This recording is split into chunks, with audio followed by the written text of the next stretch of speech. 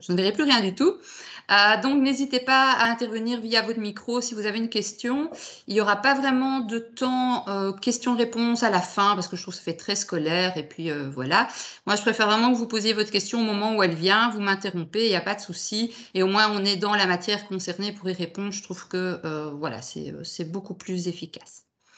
Voilà, donc, on est parti. Je vais partager la présentation. Voilà, donc normalement, vous voyez bien mon écran. Alors, je vais quand même faire une toute petite mise en contexte parce qu'il y en a pas mal parmi vous qui m'ont dit, voilà, on est là pour apprendre à gérer les réseaux sociaux, etc., etc. Donc, ce n'est pas une formation réseaux sociaux, hein. On va les aborder, mais ici, c'est vraiment toutes les pistes pour donner de la visibilité à votre activité. Si jamais vous voulez vraiment une formation spécifique réseaux sociaux, on organise notamment une formation Facebook donc qui dure 3 heures, qui est vraiment une formation hyper complète où on voit comment créer la page, l'algorithme, les statistiques, la publicité, comment mettre en place une stratégie éditoriale. Voilà, donc c'est une formation très complète. Elle est proposée en ligne au prix de 40 €, en sachant que si on la fait en présentiel, c'est 250 €, hein. Donc, c'est vraiment la même formation, c'est la même qualité. On l'a juste rendue accessible en la donnant en ligne. Et il y a encore une session cette année qui est le 14 décembre. Donc, toutes les infos sont sur le site ucm.be. Voilà. Ça ne veut pas passer mes slides. Ça commence bien. Vous voyez bien mon écran. Ça ne veut pas passer mes slides. Oui, oui, on voit ton écran. Oui, mais... Ah, voilà. Oh là là, j'ai été trop vite. Ah, voilà, maintenant ça veut bien. Voilà, donc au niveau de l'exposé, on va voir 4 choses principales. On va d'abord commencer avec les annuaires gratuits parce que ça, c'est une façon très facile et accessible de donner de la visibilité à votre activité. Il y aura un mot sur les réseaux sociaux, mais je vous donnerai vraiment les points d'attention sans vraiment rentrer dans la pratique du réseau social, l'algorithme, etc. Ensuite, j'aborderai le site web. Donc, c'est pour ça que je vous ai demandé si certains avaient un site web ou envisageaient d'en faire un. Je vous expliquerai vraiment quelles sont les bonnes pratiques quand on fait un site web. Et si jamais votre site web est déjà fait et a été fait par une agence, je vais quand même vous donner des petits trucs pour aller vérifier que l'agence a bien fait son job finalement, parce qu'on verra qu'il y a une différence entre ce que vous voyez visuellement et puis tout ce qu'il y a derrière le site en termes de codage, on va dire comme ça, technique. Et donc ça, vous allez voir, c'est très, très facile de vérifier vous-même. Ensuite, on verra l'emailing et la newsletter, qui restent quand même encore 2 outils fortement utilisés aujourd'hui, en tout cas au niveau du commerce. Et puis, une petite conclusion. Donc, les annuaires gratuits, ils sont évidemment très nombreux. Moi, j'ai choisi un petit peu les incontournables, en tout cas ceux qui offrent une visibilité certaine aujourd'hui. Avant de commencer, vous allez voir si vous allez vous inscrire sur les annuaires gratuits, que ça va souvent être les mêmes informations qu'on va vous demander. Donc, afin de vous faciliter la vie, j'ai envie de dire, préparez bien une série d'éléments avant de commencer. La première chose, évidemment, c'est votre logo et de préférence en haute résolution. Sur certaines plateformes, on va le voir, vous allez également pouvoir mettre des photos de votre commerce, des photos de la vitrine, de l'intérieur, de certains produits que vous souhaitez mettre en avant. Donc, préparez également quelques photos de bonne qualité. Sur certaines plateformes, vous allez pouvoir mettre un petit texte de présentation. Donc, préparez déjà ce texte, voilà, depuis quand vous êtes ouvert, les produits que vous offrez, les services que vous offrez. N'oubliez pas toujours de communiquer par rapport à vos différenciations, votre positionnement. Donc, ce sont les questions que vous, normalement, vous êtes posées en préalable à toute communication, hein. C'est valable ici, mais c'est valable pour tout le reste, évidemment. Et puis, toutes vos coordonnées, votre numéro d'entreprise, le téléphone, le mail, toutes les informations utiles. Et préparez également les différentes URL, donc les différentes adresses qui renvoient soit vers vos réseaux sociaux, soit vers votre site web, si vous en avez un. Alors, la première chose dont je vais vous parler, ce n'est pas vraiment une plateforme, mais c'est vraiment un outil super intéressant. C'est ce qu'on appelle le Google My Business. Donc, le Google My Business, si vous voyez ma souris, c'est un petit peu la carte d'identité que vous allez retrouver sur Google quand on va chercher votre commerce ou votre entreprise. D'accord? Alors, au niveau de cette fiche Google My Business, vous allez pouvoir mettre des horaires, une adresse, un téléphone. Les gens vont avoir la possibilité de laisser des avis. Hein, donc, c'est très important au niveau de la confiance du consommateur, c'est que vous ayez des avis positifs. Vous allez également pouvoir mettre des photos. Alors, c'est intéressant à deux aspects, j'ai envie de dire, le Google My Business, c'est que évidemment, vous allez sortir quand on va taper le nom de votre établissement. Ça, c'est évidemment la moindre des choses. Donc, dans ce cas-ci, si je tape Rêve de Dentelle, qui est une boutique montoise, eh bien, directement, j'ai la fiche Google My Business qui arrive. Mais le deuxième grand avantage, et qui est encore plus intéressant selon moi, c'est que vous allez également sortir sur des recherches génériques. Donc, si je tape robe de mariée Mons, eh bien, vous voyez que Rêve de Dentelle apparaît en première position grâce à sa fiche Google My Business. En sachant que si vous êtes dans du commerce et donc dans un service qui est plutôt de proximité, Google privilégie toujours les résultats de proximité par rapport à une recherche, même si on n'indique pas la ville spécifiquement. Alors, pour créer cette fiche Google My Business, il suffit de vous rendre sur votre compte Google My Business. Donc, vous tapez dans Google, Google My Business. Vous créez un compte si vous n'en avez pas encore un. Il n'est pas obligatoire d'avoir une adresse Gmail. Avant, c'était le cas. Maintenant, si vous avez une adresse Hotmail, Skynet ou autre, il suffit de cocher la petite case haute adresse que Gmail et vous pouvez tout à fait créer votre compte. Vous allez ensuite remplir toutes les informations qui vous sont demandées. Vous allez pouvoir choisir des catégories. On peut mettre plusieurs catégories. Donc, voilà. Et si jamais il y a une catégorie que vous ne trouvez pas, vous pouvez créer la catégorie qui vous intéresse. Donc, je ne sais pas s'il y a une catégorie développement personnel qui existe ou coaching, mais si ça n'existe pas, on peut la créer et l'ajouter. Une fois que vous avez rempli toutes ces informations, vous envoyez la demande et là, vous allez recevoir un code de validation par courrier. Pour certains secteurs d'activité, on va également vous proposer par SMS ou par email, mais ce n'est pas systématique. Voilà, le moyen privilégié reste le courrier et c'est envoyé à l'adresse pour laquelle vous demandez l'établissement. Donc, si je reprends l'exemple, on a 2 coiffeuses parmi nous. Voilà, si vous demandez une fiche pour le salon de coiffure, le courrier sera bien envoyé au salon de coiffure et pas chez vous. Hein. Donc, c'est une façon pour Google de s'assurer finalement qu'il y a bien quelqu'un derrière cette demande et que c'est au bon endroit. Une fois que vous avez ce code de validation, vous l'encodez dans la fiche, vous validez et là, Google met entre 1 semaine et 10 jours pour valider toutes les informations et activer la fiche. Ce qui est aussi intéressant avec le Google My Business, c'est que tous les mois, vous allez recevoir des statistiques sur le nombre de personnes qui ont vu votre fiche, sur quel type de recherche est-ce que votre fiche est apparue. Donc, ça veut dire que si vous avez un site web, eh bien, ça vous permet de voir aussi les mots-clés que les gens recherchent, hein, avec toutes les fautes d'orthographe possibles, imaginables qui y sont associées en général. Mais donc voilà, ça vous donne aussi des informations sur les mots-clés que vous pourriez peut-être utiliser pour votre site web. Vous voyez également le nombre de personnes qui vous ont appelé directement à partir de la fiche, puisqu'on peut faire directement appeler. Et vous voyez le nombre de personnes qui, à partir de la fiche, ont été voir soit vos réseaux sociaux, si vous avez mis un lien vers vos réseaux sociaux, soit votre site web. Donc, c'est vraiment pour moi un outil incontournable aujourd'hui. Et il est encore gratuit, donc profitez-en. Google n'a toujours pas décidé de le passer en payant. Et c'est vraiment une belle visibilité, surtout si vous n'avez pas de site web. Voilà, directement, on vous trouve via des recherches génériques. Donc ça, c'est assez sympa.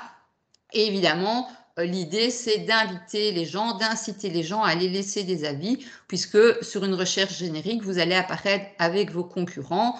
Donc, robe de mariée Mons, j'ai Rêve de Dentelle et j'ai Pierre Forté. Mais voilà, je vois que Rêve de Dentelle a un indice de satisfaction client qui est plus élevé que Pierre Fortet. Donc, peut-être que spontanément, j'irai d'abord voir chez Rêve de Dentelle parce que les clients ont l'air plus satisfaits que chez Pierre Fortet. OK? Alors, donc ça, indispensable, hein, absolument à faire, c'est gratuit, c'est la première chose que vous devez faire si ce n'est pas déjà fait. Ensuite, une autre plateforme gratuite, c'est heuresdouverture.com. Donc, c'est une plateforme qui reprend l'ensemble des horaires des magasins en Belgique. On peut faire une recherche par catégorie ou par code postal. Les données de base, ce sont les mêmes quasi sur toutes les plateformes, hein, donc le nom, votre horaire, l'adresse, le téléphone, le mail, le lien vers le site web ou vers éventuellement votre page Facebook ou votre compte Instagram. Alors, une bonne pratique pour toutes les plateformes, c'est que chaque fois que vous avez un lien qui va rentrer sur votre site web, ça va vous donner des bons points au niveau du référencement de votre site. Donc ça, on verra un petit peu tout à l'heure plus en détail, c'est ce qu'on appelle le linking. Et donc, chaque fois que vous avez un lien de l'extérieur qui arrive vers votre site, ça vous donne des bons points. Donc, si vous vous référencez sur 5 ou 6 plateformes gratuites, ça fait 6 liens rentrants. Et donc là, voilà, vous êtes bien vu au niveau de l'algorithme de référencement. Le petit frère heuresdouverture.com, c'est heure.be. Donc, c'est un peu similaire à la plateforme précédente, sauf qu'elle est en .be. On peut également faire une recherche par nom, par catégorie, par code postal ou par jour d'ouverture. Donc, ça peut être intéressant si vous êtes, par exemple, ouvert le lundi alors que la majorité des commerçants sont fermés le lundi, ou si vous êtes ouvert le dimanche matin, par exemple, ou voilà, si dans votre secteur, le samedi n'est pas un jour d'ouverture, mais que vous êtes ouvert, ça peut être intéressant parce que les gens font une recherche en fonction aussi du jour d'ouverture du magasin. C'est une donnée qu'on n'a pas sur l'autre plateforme. Les données de base, elles sont les mêmes. La différence, c'est qu'ici, on a un plan qui va s'afficher, hein, alors qu'on ne l'avait pas sur la plateforme précédente. Et toujours la même pratique, si vous avez un site web, eh bien, ce lien favorisera votre référencement naturel. Autre plateforme, toujours gratuite, c'est le Vlan. Donc, le Vlan, il a une visibilité très importante. Chaque mois, on a plus de 3 millions de visites. Il y a 120 000 commerces qui sont référencés, plus de 150 000 avis. Alors, c'est un site qui est en français, mais pas que, puisqu'ils ont également un pendant flamand. Donc, si à Bruxelles, vous dites, tiens, moi, j'ai des clients qui sont à la fois francophones et néerlandophones, c'est une plateforme qui peut vraiment être intéressante. On va également retrouver la recherche par catégorie ou code postal. Et les données de base sont les mêmes. Alors, vous voyez, quand je disais tout à l'heure de préparer de belles photos de vos produits, de votre vitrine ou de l'intérieur de votre établissement, c'est parce que notamment sur cette plateforme, vous voyez qu'on peut vraiment mettre en lumière différentes photos. Donc, il faut qu'elles soient de qualité. Et vous voyez ici au niveau des catégories, eh bien, qu'on peut choisir plusieurs catégories. À la différence des deux premières plateformes, ici, on va également pouvoir mettre vraiment du texte pour, une fois de plus, parler de ses différenciations et de son positionnement. Vous allez également avoir la possibilité sur le Vlan, c'est de faire des promotions, hein, des promotions ponctuelles, si vous faites une action pour la fête des mères, la Saint-Valentin ou que sais-je. Les clients vont également avoir la possibilité de laisser des avis. Hein, donc, ça contribue à ce qu'on appelle votre e-réputation. Hein, partout où les clients peuvent laisser des avis, voilà, ça augmente votre e-réputation et donc, c'est aussi pris en compte dans le référencement si vous avez un site web. Sur cette plateforme-ci, vous allez également pouvoir mettre plus d'infos que sur les deux premières. Donc, ce que j'appelle les informations complémentaires, notamment au niveau des moyens de paiement. Est-ce que vous acceptez les cartes de paiement? Puisqu'on a 2 coiffeurs parmi nous, eh bien, ma coiffeuse, par exemple, n'accepte pas de banque contact. Et donc, la première fois que je suis allée, voilà, je me suis retrouvée un peu devant la caisse en panne en disant « Aïe, aïe, aïe, j'ai pas de liquide, qu'est-ce qu'on fait ?» Voilà, donc ça peut être intéressant que les clients aient l'information. Vous allez également pouvoir mettre s'il y a, par exemple, l'accessibilité pour les personnes à mobilité réduite. Hein, ça peut être un critère de choix pour les clients concernés. Et également mettre s'il y a du parking, puisqu'on sait qu'aujourd'hui, le client est un peu fainéant et qu'il voudrait pouvoir se garer juste devant le commerce où il doit aller. Donc, le fait que vous ayez un parking privé ou un parking proche, hein, c'est pas obligé qu'il soit privé, mais en tout cas, qu'il y ait des facilités de parking. Autre plateforme, c'est la plateforme Yelp. Alors ici, en plus d'être une plateforme, c'est une application mobile et qui a été développée dans un premier temps pour que les gens puissent laisser des avis. Donc, c'est fort utilisé. Il y a 14 millions de visites chaque mois.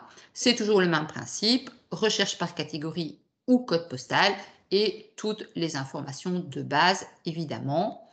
Vous voyez que c'est idem que pour la plateforme du Vlan, vous allez vraiment pouvoir mettre des photos qui vont valoriser votre établissement. On voit ici les avis des gens, les horaires, le petit Maps et toutes les informations utiles. Alors, ce qui est intéressant aussi sur Yelp, c'est que quand les gens vont faire une recherche générique, eh bien, on va leur proposer une liste d'établissements correspondant à la recherche et ces établissements vont apparaître sur une petite carte. Donc, ça veut dire que voilà, vos concurrents, ils sont peut-être déjà et vous pas. Et de nouveau, c'est un peu comme sur Google My Business, on va aussi avoir les avis. Et donc, si je cherche restaurant Mons, eh bien, je vois que la marmite de Simone, ben voilà, elle a l'air mieux cotée que l'envers. Donc, ça peut être un élément décisif pour moi.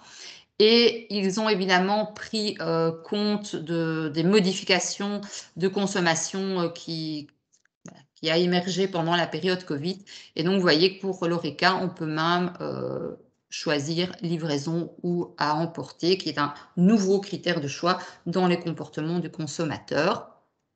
Vous allez également avoir des statistiques, un peu comme sur le Google My Business, pour savoir combien de personnes sont venues sur votre page, s'il y a eu des avis. Vous allez pouvoir répondre aux avis au niveau de cette plateforme-ci. Alors, il y a des formules payantes, hein, comme un peu sur toutes les plateformes. Vous allez voir, vous allez être parfois un peu sollicité en disant, tiens, vous n'avez pas envie de booster un peu la visibilité de votre établissement. Voilà, moi je dis, si vous avez un peu d'argent à mettre, le mettez pas là. Mettez-le plutôt dans une petite campagne Facebook payante ou une petite campagne Instagram. Mais c'est pas sur ce genre de plateforme qu'il faut aller mettre du budget. Enfin, bon, voilà, ce n'est jamais que mon avis. Hein. Alors, un point d'attention quand même par rapport à la plateforme Yelp, c'est que n'importe qui peut créer une fiche pour un commerce. Hein, il n'y a pas vraiment de vérification que c'est bien le commerçant qui a créé sa fiche. Hein. Donc, si je prends Coiffure Manuela, eh bien, on voit que c'est un commerce qui n'a pas été revendiqué. Et donc, Yelp dit, est-ce que c'est votre commerce? Est-ce que vous voulez le revendiquer? Et une fois que le commerce est revendiqué, c'est l'exemple de Delboeuf, eh bien, vous voyez, il y a un petit V bleu et à côté, il est mis revendiqué. Donc, ça veut dire que là, c'est bien Delboeuf qui a créé, ou en tout cas qui a revendiqué la fiche et donc que les informations sont exactes et qu'il a accès à toutes les statistiques et toutes les informations de cette fiche. Donc, peut-être que parmi vous, il y en a qui sont déjà présents sur Yelp sans même le savoir parce que quelqu'un, à un moment donné, a créé une fiche. Donc, moi, je suis une éternelle optimiste. Je pense que voilà, je crois encore en la bonté humaine. Mais si vous avez des concurrents qui vous en veulent, peut-être, ils pourraient créer une fiche et demander aux gens d'aller mettre des avis négatifs sans que vous le sachiez. Donc, je vous invite quand même à aller faire un petit check de ça. Autre possibilité de vous rendre visible, c'est Foursquare. Alors, Foursquare, ce n'est pas un site en ligne, c'est une application mobile. Et le principe de Foursquare, c'est vraiment le commerce de proximité. Donc, quand je m'inscris sur Foursquare en tant que client, eh bien, je vais mettre ceux qui m'intéressent. Donc, je suis intéressée par les bars, par les restaurants italiens, par les coiffeurs, par les magasins de chaussures, par exemple. Et voilà, quand je vais me promener dans une ville, eh bien, Foursquare va me donner des notifications en disant « Ah, vous êtes à côté de tel établissement ou de tel établissement. » Donc, ça donne de la visibilité. Et puis, à l'inverse, quand moi je recherche un établissement, je peux aller voir s'il est présent sur Foursquare. Et pour ceux qui y sont présents, voilà, si je prends café et thé à Mons, puisque je suis montoise, eh bien, j'ai la petite liste avec de nouveau les avis clients. Donc, je n'insisterai jamais assez sur l'importance des avis clients. Et puis, si je clique sur MoMA, eh bien, je vais avoir l'adresse, les heures d'ouverture, je vais avoir les commentaires des clients et l'itinéraire pour y aller. Ça, c'est évidemment déjà très intéressant. Voilà, il y a également un onglet photos. De nouveau, vous pouvez aller mettre des photos. Et puis, ce qui est intéressant aussi avec Foursquare, c'est qu'une fois que je serai chez MoMA en train de manger mon cookie et de boire mon thé, eh bien, je pourrais faire ce qu'on appelle un check-in. Donc, c'est dire sur l'application, je suis chez MoMA Coffee, éventuellement laisser un commentaire, et tous mes amis qui sont sur Foursquare vont voir que je suis chez MoMA. Et donc, voilà, si on a plus ou moins les mêmes goûts, ils vont se dire « Ah, mais tiens, Cathy, elle a été chez MoMA, elle a mis un chouette commentaire, la prochaine fois, si j'ai l'occasion, je vais également y aller. » D'accord? Donc, voilà pour l'application Foursquare. Et on va terminer un peu avec, j'ai envie de dire, les incontournables, même s'ils ont une image un peu vieillotte, on va dire comme ça. Il y a évidemment les pages d'or, donc ça reste le plus grand annuaire de Belgique. 4,5 millions de visites par mois, donc c'est énorme, les gens ont encore ce réflexe quand même. Vous allez pouvoir mettre votre catégorie, adresse, téléphone, mail, avec un descriptif, un logo éventuellement. Les gens ont également la possibilité aujourd'hui de laisser des avis sur les pages d'or. Donc voilà, pendant que c'est gratuit, moi je dis faites-le, même si c'est un peu poussiéreux pour certains. Sur les pages d'or, vous allez avoir beaucoup de services complémentaires qui vont vous être proposés. C'est vraiment à bien analyser. On va notamment vous proposer de faire un site web. Donc là, je lève le drapeau rouge et je dis non, non et non. Chacun son métier. Les pages d'or, ce n'est pas leur métier. Donc, on ne prend pas son site web aux pages d'or, pas plus que chez Proximus d'ailleurs, pour la petite histoire. Et donc, si vous renvoyez vers votre site web, de nouveau, ça va booster votre référencement. Et son petit frère, le 1307.be. Là, on est à plus d'1,5 million de visiteurs par mois. Il y a plus de 4 millions de pages qui sont vues. On va retrouver les mêmes adresses, évidemment, enfin les mêmes données de base, évidemment. Et là, ils ont une politique commerciale aussi où on va vous proposer des packs payants. Donc, voilà, vous les voyez en dessous, le web permanent, l'offre starter, mon Dieu, comme c'est attirant. Et une solution business. Donc voilà, moi, une fois de plus, si vous avez de l'argent à mettre dans votre com, je pense que ce n'est pas là qu'il faut aller la mettre. Mais en tout cas, la version gratuite, certainement, allez-y. Vous voyez les statistiques de pages vues ou de nombre de visiteurs. Ça reste quand même un peu un incontournable aujourd'hui pour certains clients. Donc ça, c'était vraiment toutes les plateformes sur lesquelles vous pouvez aller vous référencer. Une autre démarche qui est intéressante, mais là c'est au cas par cas évidemment, c'est de voir au niveau du site de votre commune s'ils ont un répertoire des commerçants ou un répertoire des entreprises sur lequel vous pouvez aller vous référencer. Alors, l'intérêt, évidemment, c'est qu'on a un ancrage local qui est très fort, parce que le site de la commune est évidemment très, très, très visité. Une fois de plus, vous pouvez faire le lien. Donc, si je prends la commune de Saint-Guilain, qui est ici à côté de Mons, vous voyez qu'ils ont vraiment mis à disposition des commerçants voilà, la possibilité de mettre une photo, de mettre vraiment toutes les informations pratiques, de renvoyer vers le site web. Donc voilà, c'est une vraie visibilité pour les commerçants, en tout cas de Saint-Guilain. Vous allez quand même avoir un petit défi, sinon ce serait trop facile, c'est de trouver la bonne personne de contact, puisque voilà, dans les administrations communales, c'est parfois un petit peu galère par rapport à ça. Et ayez évidemment la même démarche par rapport à la page Facebook de la commune. hein. Donc, une fois de plus, moi, je sais que sur Mons, quand il y a des nouveaux commerçants dans le piétonnier, voilà, ils ont droit à un petit portrait sur la page Facebook de la commune, on les met en avant, on fait un peu leur promo. Donc, faites également la même démarche, évidemment, par rapport à la page Facebook.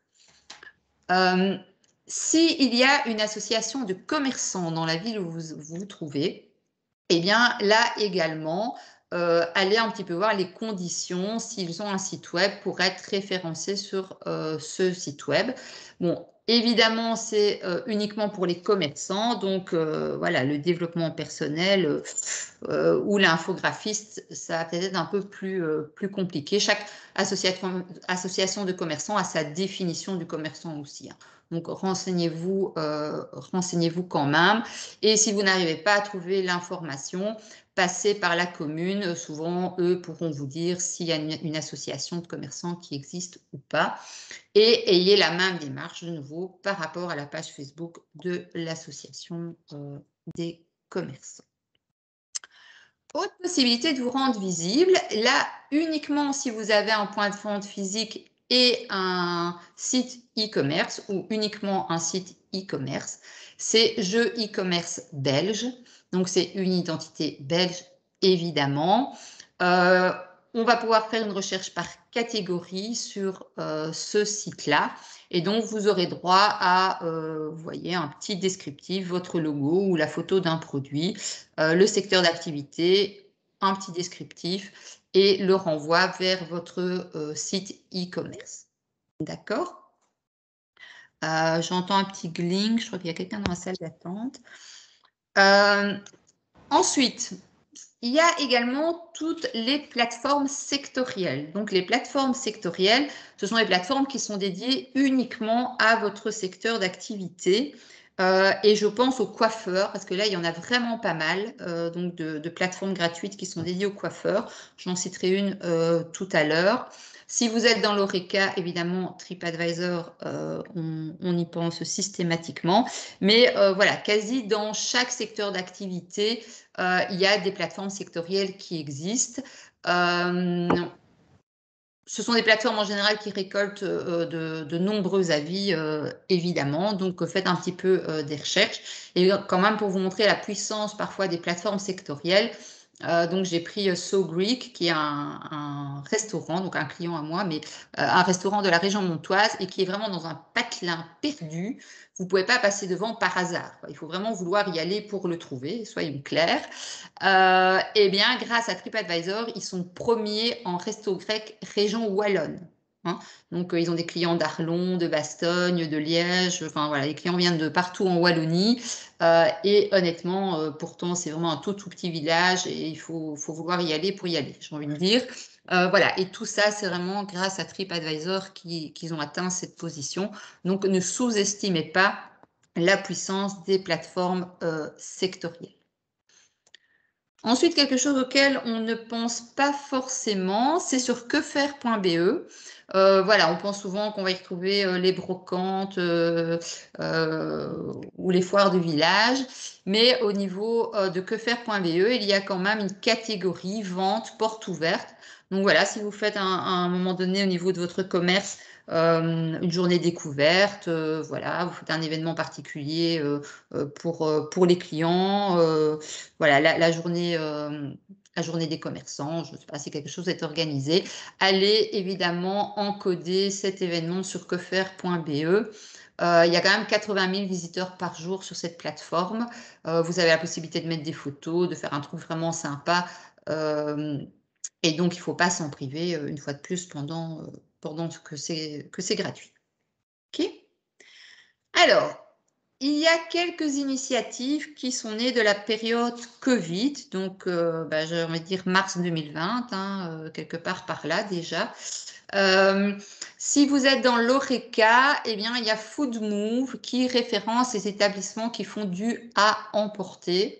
Et là, on fait une recherche par code postaux. Et puis voilà, en fonction du code postal, on a tous les établissements qui font du à emporter. Et on peut faire le lien aussi vers le site web éventuellement si on peut commander en ligne ou réserver en ligne, ou la page Facebook si on passe par Messenger pour passer commande.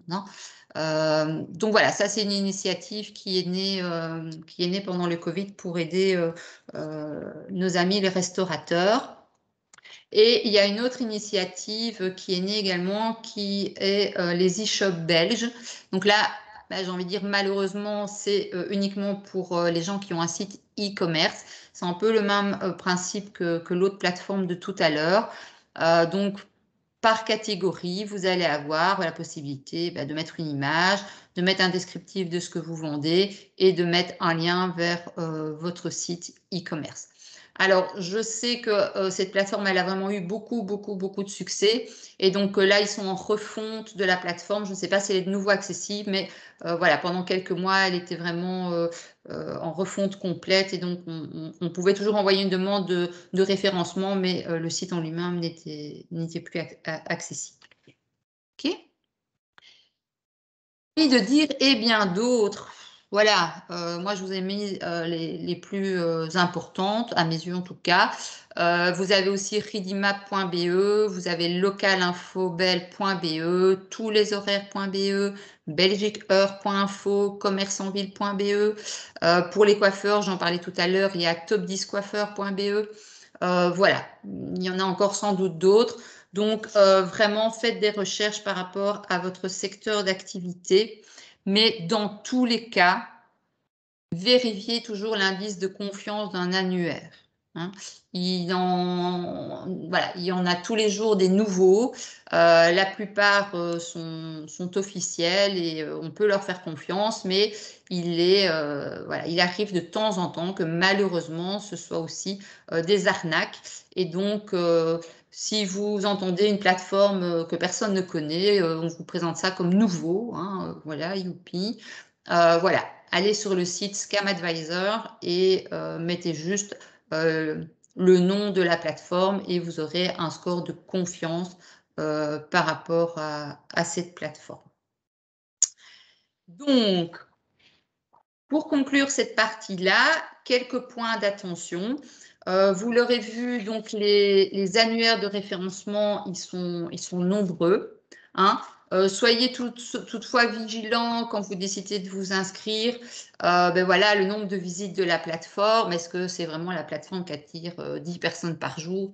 Voilà, c'est peut-être pas la peine d'être référencé sur une plateforme comme ça. Regardez bien les conditions d'inscription et d'utilisation. Certaines plateformes ont parfois une version test qui est gratuite. Donc, vous annonce en grand gratuit qui clignote avec des paillettes. Et puis, tout d'un coup, ça devient payant. Donc, vérifiez bien ces conditions-là. Quelle que soit la plateforme, souvent, vous allez avoir des services complémentaires payants qui vont vous être proposés. J'ai cité tout à l'heure notamment le site web des pages d'or, entre autres. Donc, regardez bien, évaluez l'intérêt ou pas. Vous aurez compris ma position par rapport à ça. Et alors, en tant qu'UCM, évidemment, je me dois de vous mettre en garde contre les faux annuaires qui sont malheureusement encore présents régulièrement. Donc, en général, ce sont des démarches qui se font par email ou par annuaire. On vous vante un nouvel annuaire qui voit le jour. C'est en général pas très cher.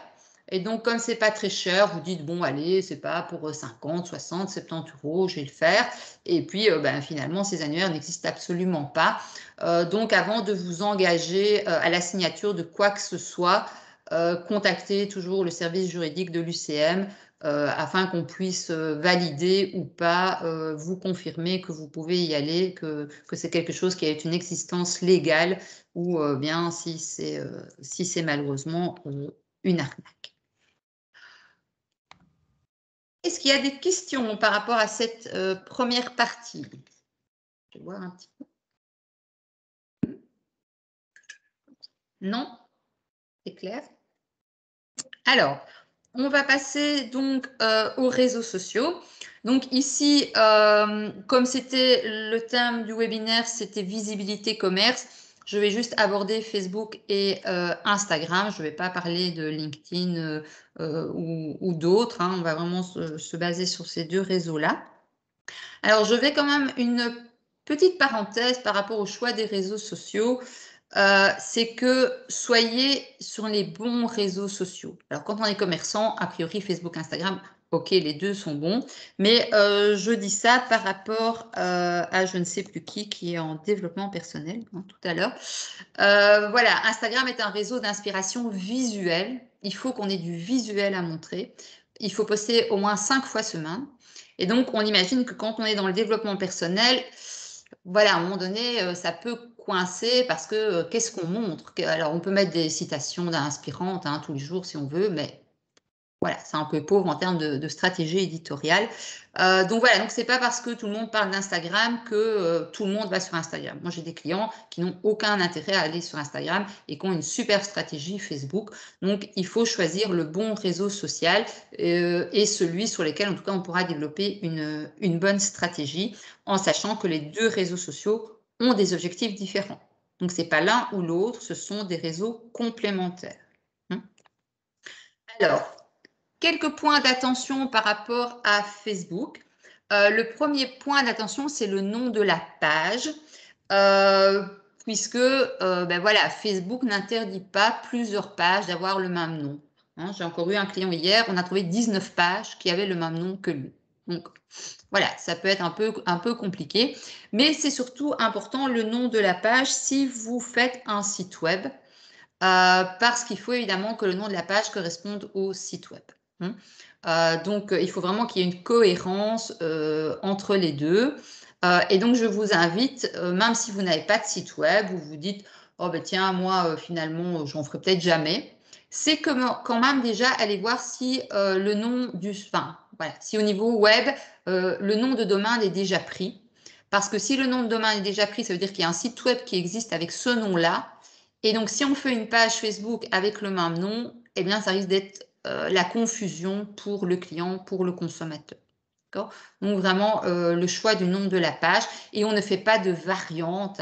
Voilà, j'ai des clients, ils ont une URL pour leur site web, ils ont un compte Instagram avec un nom, et ils ont une page Facebook avec encore une variante du nom. Donc ça, non, c'est interdit. On a une cohérence de nom sur toute notre communication. Au niveau des points d'attention, il faut que les informations soient vraiment complètes. Donc, il y a des rubriques spécifiques à remplir au niveau de la page. C'est la rubrique description, évidemment, mais également la rubrique information supplémentaire, puisque ce sont les deux rubriques que Google et Facebook vont prendre en compte pour indexer et référencer votre page. Donc, ce sont vraiment des rubriques qui sont importantes. Toutes les coordonnées, le téléphone, le site web, s'il y en a un, une adresse mail. Donc là, ça a un rapport évidemment aussi avec les mentions légales. Il faut savoir que les mentions légales sur Facebook sont les mêmes que pour votre site web. Ce n'est pas Facebook qui l'exige, c'est la loi belge de la présence web des entreprises. Donc c'est pour ça qu'il n'y a pas de différence au niveau de la loi belge entre une page Facebook et un site web. Ce sont exactement les mêmes obligations au niveau des mentions. Au niveau de la stratégie éditoriale maintenant, donc sur la façon d'animer votre page Facebook, il faut savoir qu'au niveau de l'algorithme, c'est vraiment l'implication de votre communauté qui va faire que vous aurez une bonne visibilité au niveau de votre page. Ça veut dire qu'on n'est pas focalisé sur le nombre d'abonnés de la page. Parce que ce n'est plus le critère important au niveau de l'algorithme aujourd'hui. C'est vraiment la notion d'engagement, de réaction de vos abonnés à ce que vous publiez. Donc, si vous avez une page avec 2000 abonnés, mais que tout le monde s'en fout de ce que vous publiez et qu'il n'y a jamais de réaction, Facebook va vous cataloguer comme une mauvaise page. Alors que si vous avez une communauté de 300 ou 500 abonnés et que les gens interagissent quand vous publiez, vous allez être catalogué comme une bonne page. Donc ça, c'est vraiment important. ce n'est plus le nombre aujourd'hui de fans ou d'abonnés qui prime, mais bien l'interaction. Et donc, pour ça, il faut qu'il y ait une bonne stratégie éditoriale, surtout au regard de l'algorithme. Mais bon, je ne vais pas commencer à vous expliquer l'algorithme ici. Si vous voulez, pour ça, rejoignez-nous le 14 décembre. Donc, pas de chasse aux fans, je l'ai dit. Au niveau de Facebook, la régularité des publications, le chiffre clé aujourd'hui, c'est 3 publications semaine. Et c'est de nouveau lié à l'algorithme. Et on n'oublie pas, en cette période un petit peu trouble, d'utiliser sa page Facebook pour rassurer aussi les clients. Qu'est-ce qui est mis en œuvre au niveau des mesures sanitaires, quelles sont les conditions pour venir au salon de coiffure, etc., etc. C'est vraiment le média privilégié pour ce faire. Au niveau d'Instagram, donc il faut savoir qu'Instagram a de toute façon été racheté par Facebook, donc on est un petit peu dans la même philosophie. Donc ici également, faites attention au nom du compte. Moi, je vous conseille de passer en compte professionnel parce que ça va vous permettre d'avoir accès à des statistiques que vous n'avez pas si vous êtes en compte privé. Au niveau des hashtags, donc ayez une bonne utilisation des hashtags. Ça sert à rien d'aller en mettre 32 par publication, hein, c'est contre-productif. Voilà, utilisez un petit outil de recherche des hashtags pour voir quels sont les plus pertinents par rapport à votre secteur d'activité. Sur Instagram comme sur Facebook, vous allez devoir mettre en place ce qu'on appelle une stratégie éditoriale. Donc voilà, c'est vraiment un planning, une vraie réflexion derrière ce qu'on va publier. Et ça, c'est valable pour Facebook également. Donc, ce ne sont pas des petits outils en se disant, oh, allez, c'est un peu gadget, je fais ça quand j'ai le temps, je verrai bien, c'est pas grave, j'y vais à l'impro. Ça ne fonctionne pas. Ce sont des outils à part entière et qui dit outil de communication dit stratégie derrière. Et dans le cas des réseaux sociaux, c'est ce qu'on appelle la stratégie éditoriale. La régularité des publications, ici, on va être à 5 fois semaine, alors qu'on était à 3 fois sur Facebook. Et on est vraiment, je l'ai dit tout à l'heure, dans l'inspiration. Donc, il faut montrer. On est dans du visuel. Au niveau de l'algorithme, c'est un peu le même algorithme que sur Facebook. Donc, une fois de plus, ce sera l'implication de la communauté qui va vous assurer une bonne visibilité de la page et pas le nombre d'abonnés en valeur absolue, j'ai envie de dire. Voilà, je ne vais pas aller beaucoup plus loin parce que ce n'est pas l'objet de ce webinaire, je l'ai dit tout à l'heure. Je reste à votre disposition si évidemment il y a des questions, voilà, vous êtes vraiment bloqué par rapport à quelque chose, que ce soit sur Facebook ou Instagram, je peux évidemment y répondre, mais je ne développerai pas en tout cas ces 2 points-ci plus en détail pour l'instant. Est-ce qu'il y a des questions par rapport aux réseaux sociaux?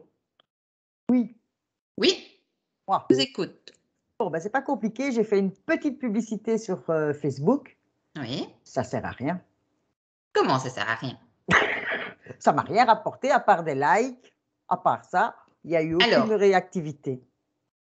Alors, la publicité Facebook, sa réussite dépend à au moins 70% de la qualité de l'audience que vous avez sélectionnée. Et donc, il faut savoir, quand on choisit une audience, cette audience, elle doit être précise. Donc, si vous dites, moi, je vise toutes les femmes entre 20 et 50 ans, voilà, c'est trop vaste, c'est pas assez précis, donc une campagne ne peut pas être efficace. D'accord? Et donc, il vaut mieux faire plusieurs petites campagnes avec des critères différents hein, pour cibler avoir plusieurs publics cibles, on appelle ça en communication. Donc ça, c'est le premier élément de réussite d'une campagne, c'est la définition de l'audience, la qualité de l'audience. Et alors, on peut aller dans même des audiences avancées en termes de centres d'intérêt. Donc, je suis intéressée par la coiffure, je suis intéressée par la mode. C'est ce que j'avais justement fait. Etc. J'avais pris l'artisanat, recyclage. Voilà, mais vous avez tout mis ensemble, dans une seule audience. Alors, non, j'ai fait, puisque comme ce sont des objets de décoration en recyclage, j'avais pris ça. Je n'ai pas parlé de coiffure ni rien, ça, ce n'était pas l'objet de… Non, mais vous avez pris artisanat, vous avez pris recyclage. Artisanat et recyclage, oui. D'accord, ok. Et alors, vite monté à 60, hein. Et alors, le deuxième élément, évidemment, c'est votre annonce en elle-même. Que disait-elle, cette annonce? Eh bien, que je faisais des objets de décoration et j'ai mis plein de photos Oui. que j'ai distribuées régulièrement. Je n'ai pas tout mis en une fois. Voilà, donc là, jours. il faut faire des annonces un peu accrocheuses, voilà, en disant, mais pourquoi, alors là, vous me dites que vous le faites, donc c'est bien, je sais que vous le faites, mais vous ne me dites pas pourquoi je dois l'acheter. Voilà, il n'y a pas d'accroche commerciale, il n'y a pas, voilà, et donc c'est tout ça qu'on travaille quand on fait une publicité Facebook. Et quand on fait une publicité Facebook, il faut mettre ce qu'on appelle un call to action, donc c'est inciter les gens à faire quelque chose. Donc, contactez-moi, visitez ma boutique. Sur Facebook, vous pouvez faire une boutique en ligne, hein. Donc, je vous invite à faire une boutique en ligne pour aller mettre vos différents articles. Voilà, donc ça, ce sont tous des éléments qui peuvent, et puis ça dépend aussi du jour de diffusion, ça dépend de l'heure de la diffusion. Voilà, il y a tous ces éléments-là qui vont rentrer en ligne de compte pour la réussite ou pas d'une campagne Facebook. Voilà, moi en général, mes clients ont vraiment des bons retours par rapport à ça. Donc, il faudra analyser un peu plus en détail ce qui pourrait expliquer que ça n'a pas Ou c'est parce que je n'ai pas fait la fonctionné. boutique en ligne. Peut-être. Voilà, il y a beaucoup d'éléments qui peuvent jouer, donc ça, il faudrait regarder un petit peu plus en détail, notamment la qualité de l'audience, etc. Ok, d'accord, ça va. Ça Merci. va? Voilà. Merci. Est-ce qu'il y avait d'autres questions? Non. Ok, on va passer au site web. Donc, quand on décide de faire un site web, comme tout ce qu'on fait en communication, eh bien, il faut déjà définir l'objectif du site. Donc, pourquoi est-ce que je fais un site web? Est-ce que c'est pour informer les gens, parce que je suis peut-être dans un secteur où les gens ont besoin de vraiment beaucoup d'informations? Est-ce que je fais un site web pour vendre? Auquel cas, je ferai un site e-commerce, évidemment. Est-ce que je veux juste un site pour qu'on sache que j'existe, hein? Donc, ce sera le site vitrine. Ou est-ce que, à travers mon site, je veux également créer de la relation avec les gens, auquel cas, je vais intégrer un blog à mon site. Donc, vraiment déjà définir l'objectif de son site. Au niveau des bonnes pratiques, quand on fait son site, la première chose, c'est l'arborescence, en fait. C'est vraiment la structuration du site. Parce que en fonction de la façon dont le site est structuré, eh bien, on va pouvoir travailler le contenu, en sachant que au niveau du référencement, on doit avoir un mot-clé par page. Et donc, il ne faut pas hésiter à segmenter son site web, à avoir plus d'onglets pour pouvoir travailler cette bonne pratique qui est un mot-clé par page. Donc, je prends toujours l'exemple d'un chocolatier. Si je fais une page qui parle de chocolat blanc et de chocolat noir, eh bien, quand quelqu'un cherchera chocolat blanc, les robots d'indexation de Google vont scanner la page, ils vont trouver chocolat blanc, ils vont se dire « Ah, c'est chouette, ça correspond à la recherche ». Mais plus loin, on parle aussi de chocolat noir. Je ne suis pas certaine que ça répond vraiment à la recherche chocolat blanc, donc je n'indexe pas la page dans les résultats. Donc dans ce cas-là, il faut mieux faire une page chocolat blanc et une page chocolat noir. Donc voilà, c'est un peu vous illustrer ce que veut dire structuration et arborescence du site web. Ensuite, on va optimiser la navigation, évidemment. Donc, voilà, est-ce que c'est fluide? Est-ce que l'internaute s'y retrouve facilement ou est-ce qu'il doit aller dans des sous-menus pour trouver l'information? Ne pas perdre de vue qu'il y a une rédaction spécifique par rapport au site web, rédaction qu'on va travailler en regard du mot-clé de la page, évidemment. Il faut également penser, quand on a un site web, c'est mettre ce qu'on appelle un Google Analytics qui va vous donner des statistiques sur le site web, vous dire par quels mots-clés les gens sont arrivés, voilà, le nombre de pages moyennes qui sont visitées chaque fois que quelqu'un vient sur votre site, le temps qu'on reste sur les différentes pages. Et il y a surtout une donnée intéressante, c'est ce qu'on appelle le taux de rebond. Donc, le taux de rebond, ce sont les gens qui arrivent sur une page et qui ressortent tout de suite. Donc, ça vous est déjà sans doute arrivé à tous, c'est vous cliquez sur le premier résultat de recherche, vous arrivez sur un site et vous dites, mais c'est pas ça que je veux. Hop, on ressort tout de suite. Hein, donc, ça, c'est le taux de rebond. Ça veut dire que si vous avez des pages où il y a un taux de rebond important, c'est sans doute qu'il y a un souci de mots-clés, un souci de référencement de cette page-là par rapport aux mots qui sont recherchés et sur lesquels cette page est indexée. Ça veut dire quoi? Surtout, ça veut dire que votre site, il ne doit pas être le plus joli, il doit être le plus efficace. Il faut savoir que Google, en fait, il ne voit pas du tout l'esthétique de votre site, qu'il soit rose à paillettes avec des cœurs et des petites licornes. Google, ils s'en fout. Google, il voit du contenu. Aujourd'hui, le référencement, c'est 80% le contenu de votre site. D'accord? Donc, il peut être le plus joli au monde. S'il n'est pas bon au niveau des pratiques de référencement, eh bien, personne ne le verra jamais, ce magnifique site. Et donc, ça, c'est une erreur courante que font mes clients. C'est qu'ils arrivent chez moi et ils ont déjà le template, les couleurs. Voilà, la première chose qu'ils me disent, c'est regardez comme il va être beau mon site. OK. Et qu'est-ce qu'on y met? Ah, mais ça, je ne sais pas encore. Mauvais point, drapeau rouge. On commence par la structuration, le contenu. On travaille ça dans un Word, un Excel, je m'en fous, où vous voulez, ou dans des cahiers, si vous êtes à l'ancienne. Mais ça, voilà, pendant que ce travail-là n'est pas fait, ça ne sert à rien de penser à votre design, à vos couleurs, etc. Ça, c'est l'habillage. C'est vraiment ce qu'on fait en dernier lieu. OK? Alors, on me demande souvent combien ça coûte un site internet. Hein, c'est une question qui revient souvent. Alors, pour un site vitrine, si vous passez par une agence, vous allez être entre 1 500 et 3 000 euros. Hein. Pour un site web, un site e-commerce, vous allez plutôt être entre, j'ai envie de dire, 5 000 et 15 000 euros en fonction du site e-commerce. Ça, c'est si vous passez par une agence. Donc, moi, j'invite toujours à faire un cahier des charges si vous devez passer par une agence et bien comparer les remises de prix parce que les agences ont cet art de complexifier les offres de façon à ce qu'on ne puisse pas vraiment comparer entre elles. Bon, ça, c'est un art pour l'instant.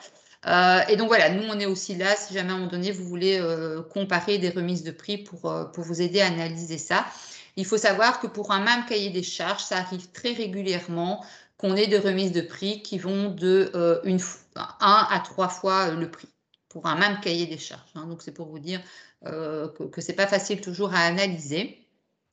En dehors de ça, il existe des solutions pour faire votre site vous-même qui sont assez accessibles. En sachant que le plus important, c'est la structuration et le contenu. Hein, donc, les plateformes pour faire votre site, c'est jamais que le moyen technique de le faire. Il y a WordPress notamment. Il y a Jimdo. Donc, Jimdo, il est techniquement plus facile que WordPress. Et on peut faire des choses incroyables avec Jimdo. Donc, Jimdo, ça vous coûte 100 euros par an pour l'hébergement et le nom de domaine. Wix, je déconseille. Wix, non, on ne fait pas son site en Wix parce que dans Wix, on ne sait pas travailler le référencement.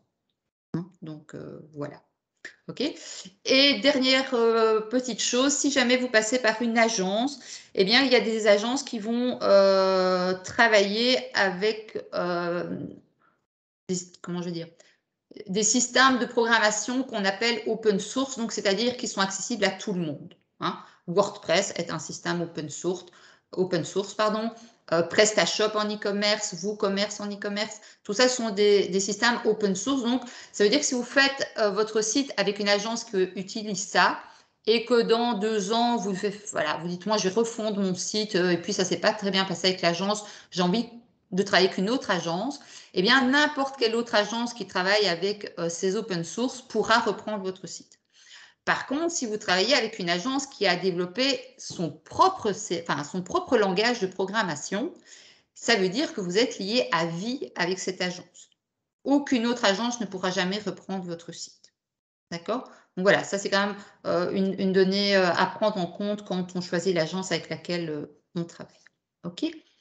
Je vous ai promis tout à l'heure Un petit point sur le référencement, parce que pour ceux qui ont un site, ils savent quand même que c'est le nerf de la guerre. Donc vraiment, ici, ce sont les bases, mais qui sont accessibles. Je trouve que c'est important de vous les donner quand on parle de visibilité web. Donc, je l'ai déjà dit, mais chaque page doit avoir un titre qui lui est propre et ce titre doit comprendre les mots-clés de la page. Alors, un mot-clé en web, ça ne doit pas être un mot. Donc, si je prends développement personnel, c'est un mot-clé. Si je prends coaching, c'est un mot-clé. Coiffure dame, c'est un mot-clé. Coiffure homme, c'est un autre mot-clé. OK? Alors, quand vous allez structurer votre site web, vous allez dans le texte, vous allez mettre un grand titre, comme si vous faisiez un Word. Vous allez avoir un grand titre avec après des sous-titres éventuellement, si vous avez beaucoup de contenu. C'est ce qu'on appelle les balises, les balises H, les balises H1, H2, le titre principal, sous-titre. Et donc, le mot-clé doit se retrouver aussi dans ces balises. La priorité est au contenu, les mots-clés. Donc là, il est important que vous vous assuriez de parler le même langage que vos clients. Vous êtes peut-être tout à fait dans votre secteur d'activité à fond en tant que professionnel, mais peut-être que le client ne cherche pas les mêmes mots que vous. Et donc ça, il faut aussi vérifier au niveau des mots-clés. Il y a des outils gratuits comme le Keyword Planner ou le Google Trends. Voilà, moi j'ai fait l'exercice pour une formation que je donne. Si vous prenez bottes en caoutchouc, eh bien c'est moins recherché que bottes de pluie. Donc, si moi je vends des bottes en caoutchouc, sur mon site web, je vais devoir introduire bottes de pluie en plus de bottes en caoutchouc au niveau des mots-clés. D'accord? Si vous avez beaucoup de photos sur votre site web, sachez que pour Google, une photo, c'est un trou noir. Google ne sait pas interpréter une photo. Donc, ça veut dire que vous devez nommer vos photos avec des mots-clés. Alors, le mot-clé, ce n'est pas le mot qui décrit la photo. Ce sont les mots-clés de la page. Donc, si vous êtes dans le coaching et que vous mettez la photo, je ne sais pas moi, des chakras, parce que voilà, vous utilisez les énergies en coaching, vous mettez une photo avec des chakras, on ne va pas mettre comme titre de la photo chakra. On va mettre coaching en développement personnel au niveau du nom de la photo. On reprend le mot-clé. Et sur certains systèmes de sites internet, on peut même mettre du texte alternatif à la photo. Donc, c'est le cas dans Jimdo notamment. OK ? Avant-dernière pratique de bon référencement, vous allez devoir faire des intraliens, donc des liens entre les différentes pages qui vont permettre à l'internaute de naviguer facilement. Et plus il y aura d'intraliens, plus vous aurez des bons points au niveau du référencement. Donc voilà, si pour les vêtements d'occasion, voilà, on a différentes catégories, eh bien, on peut mettre compléter votre tenue avec tel type d'article et on renvoie vers la page qui parle de ces articles-là. C'est un petit peu le principe. Et enfin, dernier élément, ce sont les liens entrants et sortants. J'ai déjà dit tout à l'heure l'importance des liens entrants. Donc, partout où vous pouvez vous référencer, allez-y. Et les liens sortants, ce sont les liens vers lesquels vous renvoyez. Donc, ça peut être le lien de certains fournisseurs, de certains partenaires avec lesquels vous travaillez, ou des sites d'information vers lesquels vous renvoyez pour que les gens aient plus d'informations. Donc, le nombre de liens entrants et sortants va également influencer votre référencement. D'accord? Donc, petit focus sur les fameux titres dont je parlais tout à l'heure parce qu'ils sont vraiment très, très importants pour le référencement. Donc, le H1, c'est le titre principal de la page. Le H2, c'est un premier sous-titre. Et puis, si vous avez besoin d'un H3 parce que vous avez vraiment beaucoup d'infos, vous pouvez faire H3, H4, H5. Après, moi, je vous déconseille d'aller au-delà d'un H2 parce que si vous devez aller jusque du H4, H5, c'est sans doute que vous avez beaucoup à dire et donc il faut mieux rescinder sur plusieurs pages. C'est une meilleure pratique. D'accord ? Alors, pendant que j'ai oublié tout à l'heure de vous dire que quand on dit mon site est mal référencé, en fait, ça n'existe pas, mon site est mal référencé. Google ne référence pas un site, Google référence des pages. Donc, chaque page de votre site va avoir son propre référencement, sa propre indexation. Donc, ça veut dire que vous pourriez avoir certaines pages du site qui sont hyper bien indexées, qui apparaissent bien sur certaines recherches parce qu'elles ont été bien travaillées et d'autres qui n'apparaissent jamais parce qu'elles ont été mal travaillées. Donc ça, chaque page de votre site est vraiment à travailler individuellement, j'ai envie de dire. D'accord? Et donc, un exemple, parce que voilà, je veux vraiment que vous compreniez, si je veux, je suis une agence web et je veux faire une page sur le référencement naturel, je me dis, voilà, quand les gens vont chercher référencement naturel, j'ai envie que ce soit la page de mon site qui sort dans résultat. Eh bien, j'aurai H1 référencement naturel, ce sera le grand titre de ma page.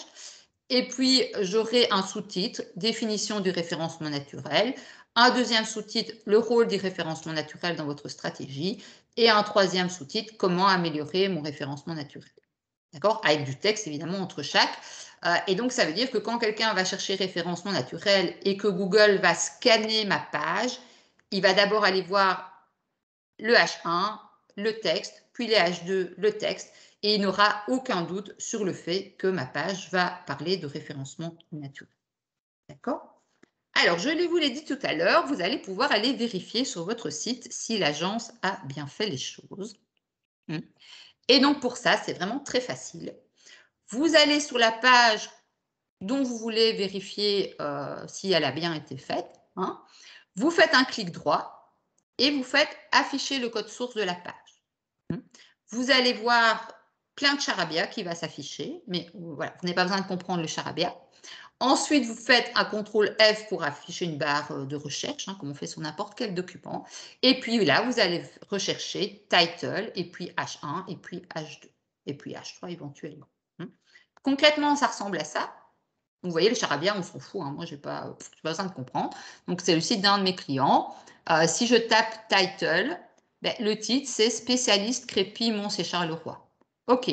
Donc, Google sait que cette page va parler de Crépy, que la zone, c'est Mont-Séchard-le-Roi et qu'a priori, on va avoir affaire à un spécialiste. Si je continue en faisant H1, eh bien, le grand titre de la page, c'est « Votre spécialiste en Crépy ». OK. On est en cohérence sur le mot-clé Crépy. Ça va bien parler de Crépy. Et puis, le H2, le sous-titre, finalement, c'est les avantages du Crépy. Et puis, on avait un deuxième H2, les différentes sortes de Crépy. Et puis, un troisième H2, comment entretenir votre Crépy. Et donc, quand quelqu'un va rechercher spécialiste Crépy et que Google va scanner ma page, il n'aura aucun doute que cette page parle bien du Crépy. Et ce client fait aussi de l'isolation. On n'a pas fait une page qui dit isolation et Crépy. On a fait une page séparée isolation. D'accord? Donc, c'est vraiment comme ça que vous devez travailler votre site web. Et une fois de plus, même si c'est une agence qui l'a fait, allez checker derrière parce que peut-être que visuellement, vous avez l'impression qu'il y a un grand titre et des sous-titres, parce que visuellement, c'est comme ça. Mais peut-être que dans le code derrière, ça ne correspond absolument pas à du H1 et du H2. OK? Je vous ai perdu, vous êtes toujours là, vous survivez? J'entends personne, donc je suppose. Je continue. Oui, moi j'ai une question. Oui.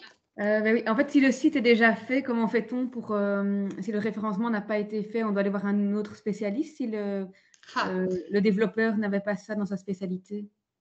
Alors, normalement, vous avez accès, vous, à votre site. Il a été fait en quoi le site, vous savez? En WordPress. WordPress. Donc, normalement, vous avez, vous, le tableau d'administration du site. Oui, tout à fait. Voilà. Et donc là, normalement, au niveau des H1, des H2, dans WordPress, les agences qui utilisent WordPress, normalement, le savent. Donc, normalement, ça devrait avoir été bien fait. Si ça n'a pas été bien fait, normalement, vous avez accès, vous, à ces infos-là. Et je peux les changer sans qu'il y ait de... Oui, sans tout normalement. déchirer. Oui.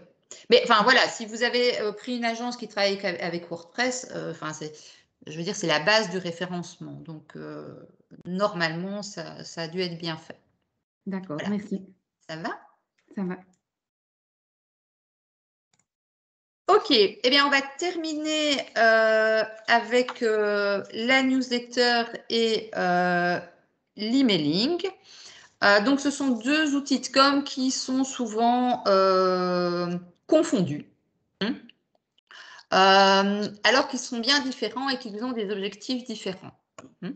L'emailing, il va être utilisé pour un envoi ponctuel à une base de données pour une proposition commerciale.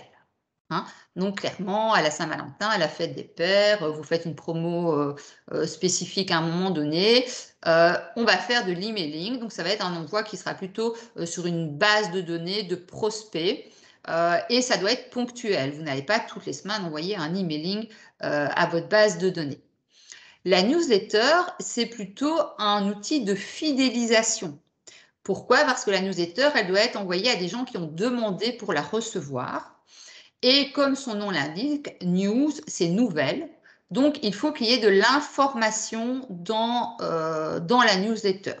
Des informations sur les tendances, sur le secteur d'activité, des informations sur l'entreprise, vous travaillez avec un nouveau fournisseur, vous avez engagé quelqu'un, vous avez un nouveau produit, un nouveau service, peu importe. La newsletter, elle doit contenir de l'information. D'accord? Donc, on a vraiment des contenus différents. Le public cible est différent. L'emailing, ce sera envoyé à une base de données de prospects. La newsletter, ça doit être à une liste d'abonnés.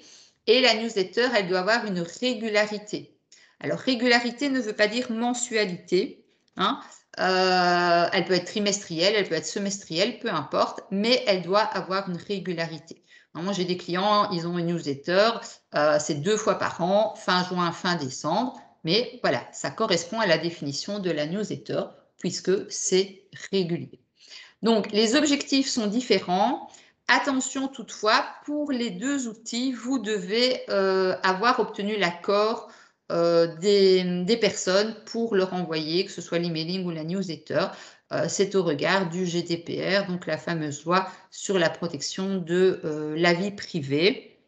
Donc, comment obtenir cet accord? Voilà, quand on est commerçant, typiquement, voilà, lors du premier achat, on peut demander de remplir une petite fiche. Si on a une carte de fidélité, ça peut être l'excuse pour la carte de fidélité. On demande, voilà, on demande l'adresse mail et puis il coche ou pas la petite case. Je suis d'accord de recevoir des propositions commerciales ou la newsletter. D'accord? Donc voilà, on voit bien la différence. L'emailing ici pour la fête des pères, c'est une proposition commerciale, clairement pour un événement particulier. Et ici, c'est un restaurant voilà, qui fait la promotion du menu de la semaine et ils donnent leur recette de carpaccio. Donc, c'est de l'information. D'accord? Donc, vraiment deux outils différents. Alors, quand on fait de l'emailing ou de la newsletter, moi, je conseille toujours d'utiliser un logiciel qui est prévu pour ça, enfin, un outil qui est prévu pour ça. On n'envoie pas de l'emailing ou de la newsletter avec son Outlook ou son Gmail. Ce n'est pas du tout prévu pour ça. Donc, il y a deux outils sympas. C'est Mailchimp, M-A-I-L-C-H-I-M-P. Donc comme le singe en anglais, et Mailjet, M-A-I-L-J-E-T. Donc, ce sont deux outils. Vous avez déjà des templates prédéfinis, des mises en page prédéfinies. Voilà, vous allez mettre votre texte, votre logo. Vous pouvez changer la couleur du fond, la couleur de la police. Vous pouvez rajouter un bouton qui fait le lien vers votre site web ou votre page Facebook ou votre compte Instagram. Et alors, une fois que vous avez fait le visuel et le contenu, vous allez aller mettre la base de données des adresses email à qui il faut l'envoyer. Et l'intérêt, évidemment, c'est que vous allez avoir un tracking de ces envois. Donc, voilà, vous allez avoir un tableau statistique avec le nombre d'adresses qui ne sont pas valables, le nombre de gens qui ont demandé à ne plus recevoir, le nombre de gens qui ont ouvert, le nombre de gens qui se sont désabonnés pour la newsletter. Donc, voilà, il y a de véritables statistiques derrière et donc ça, c'est toujours évidemment intéressant. Et au niveau du GDPR, ce sont deux outils qui inclut automatiquement la possibilité pour les gens de se désabonner ou de ne plus recevoir vos emails. Donc voilà, au niveau de la loi, c'est aussi une facilité. Est-ce qu'il y a des questions par rapport à l'emailing ou la newsletter? Non. Eh bien, on arrive tout doucement à la conclusion. Vous l'aurez compris, les moyens de donner de la visibilité à votre commerce, ils sont vraiment très nombreux aujourd'hui. Le plus important, c'est d'être là où sont vos clients. Hein. Si on prend l'exemple tout à l'heure, je disais d'Instagram, il ne faut pas forcément être sur Instagram en fonction du profil de vos clients. Définissez bien une stratégie et un planning. Vouloir aller sur tous les fronts tout de suite, tout le temps, c'est pas possible. Hein. Le mot stratégie en communication est vraiment, vraiment important. Faire un plan de communication, ça s'apprend et ça prend du temps. Par rapport aux différentes plateformes dont on a parlé, essayez d'interagir un maximum avec votre communauté via des avis, via des commentaires, via des forums, peu importe. Et même si on a beaucoup parlé web aujourd'hui, n'oubliez quand même pas votre communication offline. Hein, 100% de votre clientèle n'est pas forcément sur le web. Donc voilà. N'oubliez pas cet aspect-là, même si aujourd'hui, il a tendance un peu à être délaissé par certains clients. Voilà, merci de votre attention. Je ne sais pas si il y a encore des questions. Je vois Florence qui a une main levée. Je ne sais pas si c'est une vieille main, comme on dit. Oh, par contre, c'est une vieille main. C'est une vieille main, donc c'est bon. Je vais allumer parce qu'entre-temps, il y a la luminosité qui est tombée. Qui est tombée, donc... Patrick a une question. Oui, vous m'entendez? Oui, on vous entend. Est-ce qu'on reçoit une copie? J'ai été bloqué dans des embouteillages vivement à Bruxelles. Est-ce qu'on reçoit une copie de votre présentation? Est-ce qu'il y en a loupé? Oui, bien sûr.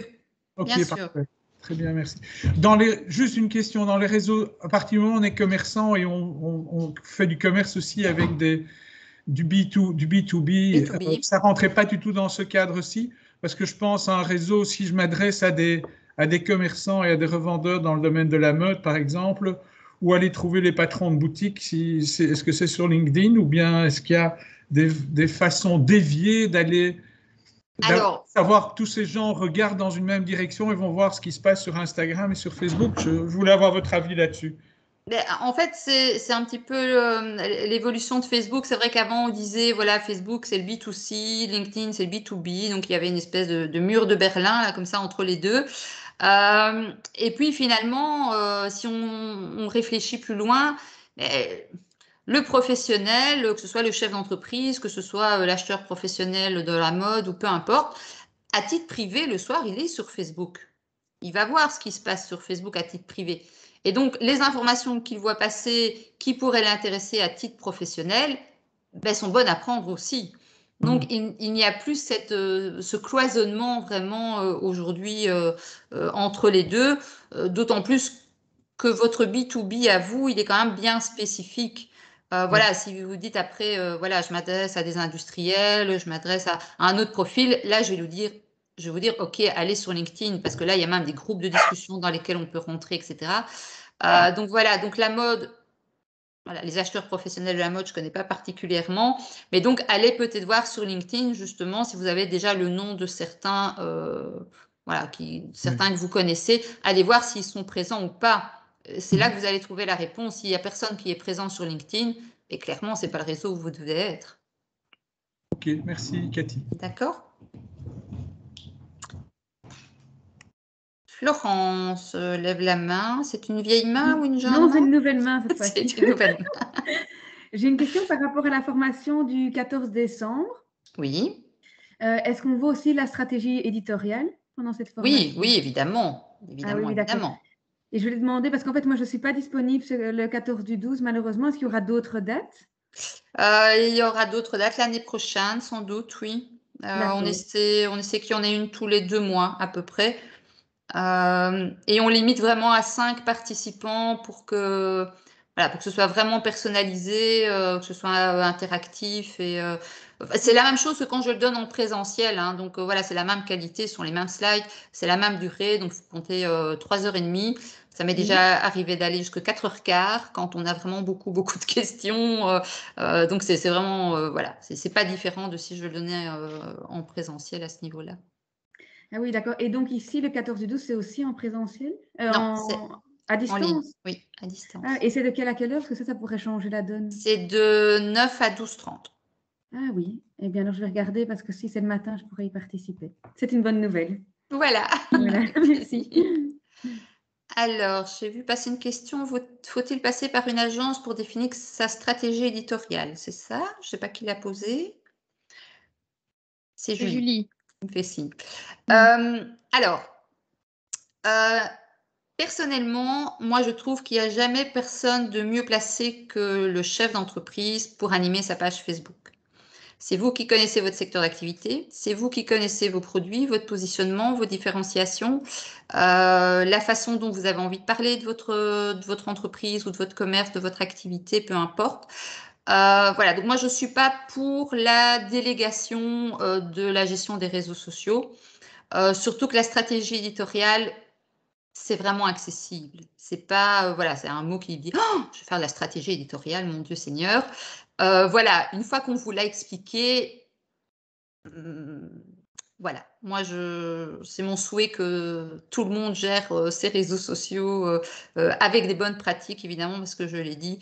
C'est pour ça que je prends la peine d'expliquer l'algorithme à la formation, parce que pendant qu'on n'a pas compris comment fonctionne l'algorithme, on ne peut pas comprendre comment on doit faire, en fait. C'est ça qui est vraiment... on peut se débrouiller toute seule. Mais évidemment, vous pouvez vous débrouiller toute seule. Dites-vous quand même que moi, j'ai fait le compte la fois passée, je suis un peu plus de 950 indépendants dans leur stratégie réseaux sociaux. Et je peux vous assurer qu'ils se sont tous débrouillés tout seuls très bien. Hein. Donc, il n'y a vraiment pas de souci par rapport à ça. OK. Est-ce qu'il y a encore des questions? Non, c'est clair pour tout le monde? Ah, je vois que Julie réécrit. Je vais attendre.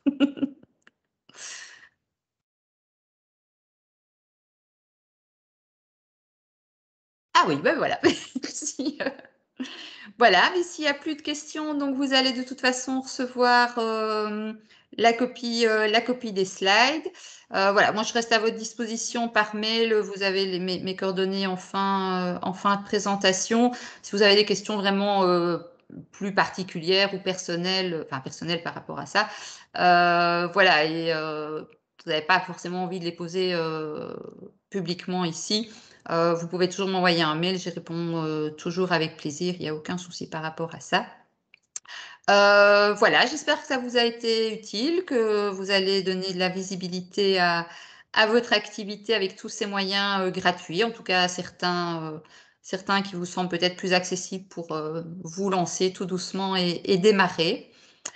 S'il n'y a plus de questions, Laura, tu veux un petit mot de clôture ou je clôture Comme tu veux, tu es dans ta lancée, donc je Non, t'en prie. mais voilà, je crois que j'ai déjà tout dit. Je vous remercie en tout cas du temps que vous avez pris pour être présent avec nous. Ce n'est pas toujours les horaires faciles, mais en tout cas, vous étiez bien présent. Donc, un grand merci pour ça. Et comme on dit, surtout, prenez soin de vous. Merci à tous. Voilà. Bonne fin de journée. Merci, au revoir. Au revoir.